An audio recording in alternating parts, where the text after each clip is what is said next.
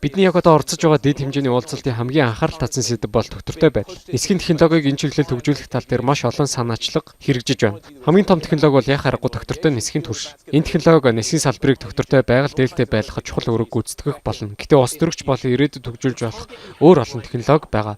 2025 он гэхэд агаарын тээврийн салбарын нөөц төрөгчийн хийн ялгарлыг тэглэх зорилттой. Үүнд хүрч чадах уу? Энэ зорилгыг дэвшүүлсэн хэвээр байгаа. Зорилготой хүрч чадна гэж итгэх олон шалтгаан байна. Мэдээж зарим нэг бэрхшээлүүд тулгарч байгаа. Бид Airbus Summit-ыг зохион байгуулж буй нэг шалтгаан нь эдгээр сэдвүүдийг хэлэлцэх, асуудлыг илүү сайн ойлгох, юу сайн байгаа, юуг өөрөөр хийх ёстойг ойлгох явдал юм. Airbus-ийн хувьд бид 2025 он гэхэд нүүрс төрөгчийн хийг тэглэх зорилгыг тууштай баримталж байна. Энэ бол салбарын компаниуд хамтран тохиролцсны үндсэн дээр тавьсан зорилго. Энэ чулуу уулзалтыг үерч олон сайхан ахиц дэвшлүүдийг хуваалцах болно. Гэсэн ч тогтвортой нисхийн түвшинд шилжих нь сорилт дагуулж байгаа. Үүн дээр илүү их ажил хийх хэрэгтэй. Трамп цагаан ордонд иргэн ирээд байгаа энүүдэд зорилгодоо хүрэх боломжтой юу? Трамп Америк нэгдсэн улсыг ногоон технологийн тэргүүлэгч улс орн болгоно гэж харахгүй байгаа. Харин ч эсрэг зүйлийг хийж байна. Трамп цагаан ордонд байгаа цагт нөөц төрөгчийн хийг 2050 он гэхэд тэглэж чадах уу? 2050 он гэхэд агаарын тээврийн салбар нүүрс төрөгчийн хийн ялгарлыг тэглэж чадах хэсэг нь олон хүчин зүйлсээс хамаарна. Тэдгээрийн нэг нь онгоц өөрөө. Бидний хувьд ч үүн дээр төвлөрч байна. Түлшний хэмнэлттэй байна гэдэг нь онгоцнуудын хувьд өрсөлдөх давуу тал болон тодорхой байдал гэсэн үг юм. Эдийн засгийн болон экологийн хоёр зорилго нь хоорондоо уялдаж байна. Бид энэ чиглэлд үргэлжлүүлэн ажилласаар байх болно. Агаарын тээврийн компаниуд түлш бага зарцуулдаг онгоц худалдаж авсаар байх болно. Тодорхой нисхийн түлш хөгжүүлэлтийн хувьд илүү том сорилтууд тулгарч байгаа. Тиймээс улс орнууд компаниуд эв нэгдэлтэй байх нь чухал. Тодорхой нисхийн түлш хөгжүүлэхэд дэлхийн түвшний оролцоо хэрэгтэй.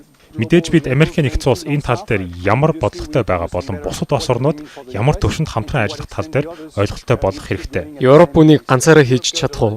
Бид дэлхийн өөр улс орнууд өөрөөр динамиктай байгааг харж байна. Европ FIT болон 55 төслийг хэрэгжүүлэхэд ганцаараа нэлээд ахиц гаргаж байгаа. Тодорхой нисхийн түвш ашиглах зөвшөөрөл олгож эхэлсэн. Энэ бол нөөц төрөгчийн хийг бууруулах нэг боломжит арга юм. Америкийн нэгдсэн улсын өмнөх засгийн газрын инфляцийг бууруулах хууль болон тодорхой нисхийн түвшинд татаас олгодог байсан үед ч Европын авч хэрэгжүүлсэн арга хэмжээ өөр байсан. Хятад улс ч өөр замаар өөр арга хэмжээ авч байна. Та саяхан Хятад явж ирээд удаагүй байгаа. Тэнд нөхцөл байдал ямар байсан бэ? Ямар технологи хөгжүүлж байна? Цахилгаан автомашины үйлдвэрлэлд огцон өсрэлт хийж байсантай адил зүйл давтагдах уу? Бүгд найрамд Хятадд улс ногоон шилжилтийн асуудалд үнэхээр нухацтай хандаж байна гэж бодож байна. Тэд нүүрс төрөгчийн хийн ялгарлыг тэглэхийн тулд эрчим хүч, нар, салхи, цөмийн хэрэглээг үнэхээр нухацтай авч үзэж байгаа. Энэ тал дээр ч өсөлттэй байгаа. Өнгөрсөн онд нүүрс төрөгчийг тэглэх эрчим хүчний үйлдвэрлэлийн тал буюу 3-2-ыг нь Хятад улс дангаараа бүрдүүлсэн. Хятад улс үнэхээр зөв замаараа хурдтай урагшилж байна. Түүнчлэн ногоон эрчим хүчний технологиороо бусад улсуудаас илүү хурдтай хөгжих магадлал өндөр байна. Өнөөдөр цахилгаан автомашины салбарт Хятад улс давмгаалж байгаа шиг агаарын тээвэр нисхийн түвшинд ч тэргүүлэх эрсдэл байна. Тиймээс Хятад улсад нухацтайгаар анхаарлаа хандуулж байна. Гэхдээ тогтвортой нисхийн түвш хөгжүүлэхэд бидний найдаж болох түнш бас бий. Европт юу болж байгаа талаар ярив. Яг одоо тогтвортой байдал гэхээсээ илүү аюулгүй байдлыг чухалчилж байна. Та бас ингэж харж байна.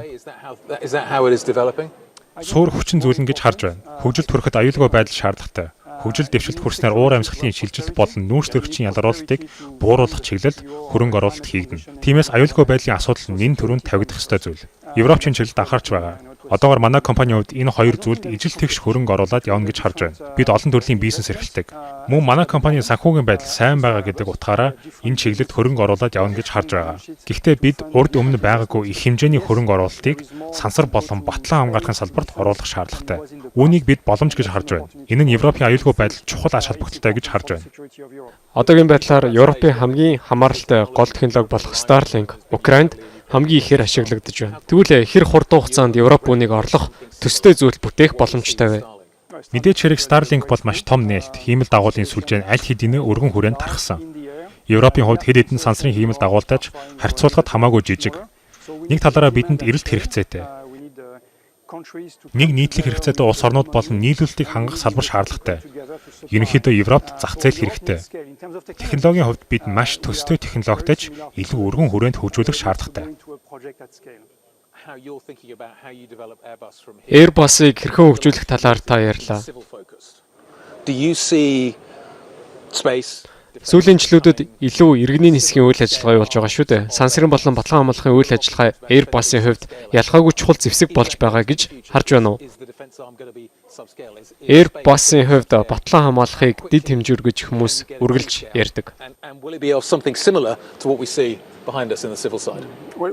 Airbus зүгээр иргэний агаарын тээвэр бус батлан хамгаалахын салбарт ч үйл ажиллагаагаа явуулдаг. Бид хэдийн нисдэг тэрэгний салбарт үйл ажиллагаагаа өргөжүүлсэн. Нийлүүлэлтийн сүлжээ хэмжээ болон орлогын хэмжээгээр бид тэргүүлэх үйлдвэрлэгч. Тэгэхээр зөвхөн арилжааны бусад салбарт ч үйл ажиллагаагаа эрхэлдэг. Дэлхийн хэмжээний бүтээгдэхүүнийг бий болгохоор Европын орнууд хамтардаг Eurofighter болон A400M зэрэг батлан хамгаалахын төслүүд дээр бид хамтран ажилласан. Гэсэн ч энэ тал дээр илүү өргөжих хүсэлтэй байна. Дэлхийн хэмжээнд өрсөлдөхүйц төслүүдийг бий болгохын тулд бид өргөн хүрээнд зөв хэмжээний хөрөнгө оруулалтаар төвлөрдөг. Дональд Трамп Европыг нэгтгэж байгаа гэж та бодож байна уу? Европ хямралын үед урагшилдаг. Энэ хангалттай том хямрал мөн үү? Европ хямралын үеэр урагшилж ахиц гаргаж байгаа. Одоогийн байдлаар дэлхий дахин олон зүйл өөрчлөгдөж бидэнд олон сорилтууд тулгарч байна. Европ аюулгүй байдал батлан хамгаалахын салбараа өөрсдийн гараар хариуцах шаардлагатай болсон нь үнэхээр утга учиртай гэж би хувьдаа харж байгаа. Одоогоор энэ тал дээр Европ тодорхой дарамтанд байгаа. Үүний нэг жишээ нь Украинд болж буй нөхцөл байдал.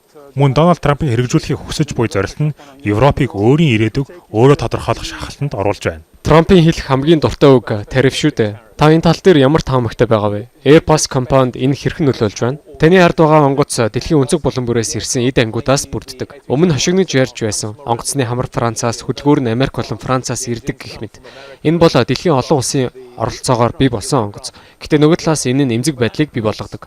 Та тарифын талаар ямар бодолтой байна вэ? Тариф одоогоор Airbus-д хэрхэн нөлөөлж байна? Энэ бол агаарын тээвэр үйлдвэрлэлийн салбарт чухал сэдэв. Бид 4-5 жилийн өмнө Америкийн нэгдсэн улс болон Европын хооронд агаарын тээврийн тариф төлж байсан. Энэ нь хоёр талд хоёуланд нь алдагдaltaй зүйл болсон. 2021 онд энэ асуудлыг түр зогсоосон. Хойд Атлантын эдийн засгийн тогтолцоонд тариф хоёр талдаа ашиггүй зүйл гэдгийг энэ явдал харуулсан гэж бодож байна. Одоогоор агаарын тээвэр болон сансар судлалын салбарууд тариф ноогдуулах талаар яригдаагүй байгаа. Энэ нь тун сайн дохио гэж би бодож байна. Одоогоор бид тарифт бэлдэж байгаа зүйл байхгүй. Гол нь харилцаа холбоо сайжруулах, ойлголцох байр сууриа илэрхийлэх нь чухал гэж бодож байна. Бид Америкийн нэгдсэн улсад томоохон дэд бүтэц бас үйлдвэрлэлийн хүчин чадалтай. Онгоцны эцсийн угсралтын шугам тэнд бий. Мөн Америкийн нэгдсэн улсаас эд анги худалдан авч Америкийн нэгдсэн улсад борлуулдаг. Үүнтэй адилаар Америкийн нэгдсэн улсын үйлдвэрлэгчид ч Европтой хамтран ажилладаг. Тиймээс Атлантын далайн хооронд тариф ноогдуулбал хоёр талд маш их дарамт учрна. Магадгүй Америкийн нэгдсэн улсын үйлдвэрлэгчдэд бүрч хүн дээр тусч болзошгүй юм. Have you been putting extra resources into the Alabama plant? Та Алабамад барилах үйлдвэрт нэмэлт нөөц зарцуулсан уу? Нэмж нөөц бий болгосон уу? Өнөө хүртэл ямар нэгэн бэлтгэл хийсэн болов уу? Үгүй ээ, бид урдын адил хэвийн ажиллаж байна. Алабамад бид 3 угсралтын шугамтай. Одоогоор 2 нь онгоц нийлүүлдэг. Бид дэлхийн өнцөг булан бүрээс эд анги худалдан авч Америкийн нэгдсэн улсад угсардаг.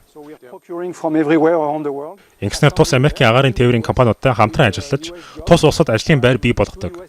Тиймээс бид Америкийн нэгдсэн улсын агаарын тээврийн тогтолцооны чухал хэсэг гэж бодож байгаа. Энэ нь тарифын бодлогоч нөлөө үзүүлэх байх уу? Сүүлийн асуулт. Та Америкийн бизнесийн зөвлөлөн гишүүн. Тэнд гүйцэтгэх захирлуудтай хэлэлцдэг. Тэдэнд ямар мессеж хүргэмээр байна вэ? Америкийн нэгдсэн улсын бизнес засаг захиргаанд ямар мессеж очих ёстой вэ? Одоогоор нөхцөл байдал хаашаа чиглэж байгаа тал дээр олон асуулт гарч ирж байна. Энэ нь аль салбаруудад нөлөөлөх вэ? Тариф хэр удаа үргэлжлэх вэ? Хэрхэн хариу арга хэмжээ авах вэ гэх мэт. Үүнийг ажиглаж сайн ойлгох нь зүйтэй. Таны түрүүн хэлсэнчлэн одоогоор бидэнд шууд тариф ноогдуулаагүй байгаа. Гэхдээ хүмүүс нөхцөл байдал хэрхэн өөрчлөгдөж байгааг ойлгохын тулд анхааралтай ажиллаж байна. Дэлхий маш хурдтай өөрчлөгдөж байгаа энэ үед өөрчлөлтөд дасан зохицох нь чухал юм.